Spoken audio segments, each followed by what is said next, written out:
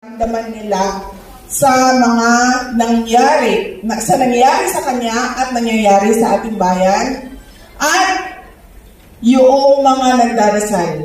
Alam nyo, ang dami sa mga kababayan natin na kapag nakikita ko sila, ang una nilang sinasabi sa akin, kamusta na si Pangulong Duterte at nagdarasal kami para sa kanya.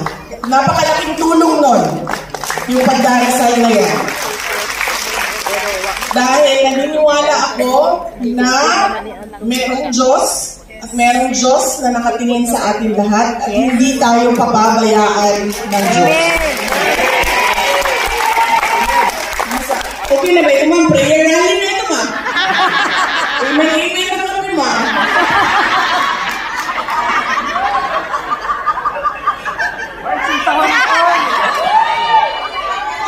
Hindi na lang ako mag-mic pa rin.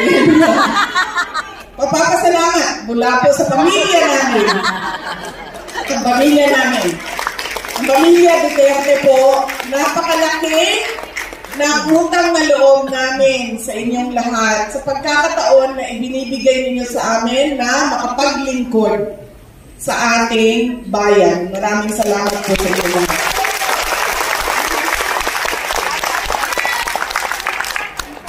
Ganun din, every time na matapos ako mag-amen kayo dyan para hindi tayo kapal. Sabihin lang natin, ay, well, nag-prayer rally kami. Amen!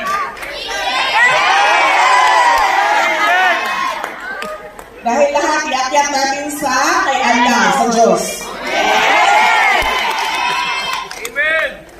Ang Office of the Vice President po ay, sabi ko po kanina, nagpapasalamat kami dahil tuloy ang pagtitiwala ninyo sa mga iba't ibang programa at proyekto namin.